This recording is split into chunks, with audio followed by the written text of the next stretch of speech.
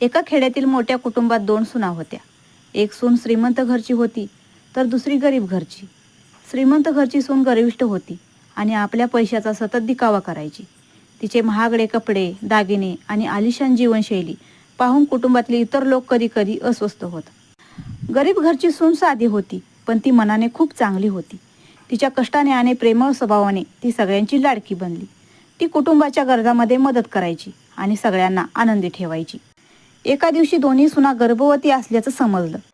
श्रीमंत सून नेहमीच स्वतःच्या बाळासाठी महागड्या गोष्टींची खरेदी करत असे, तर गरीब सून तिच्या हाताने छोट्या छोट्या गोष्टी तयार करत होती.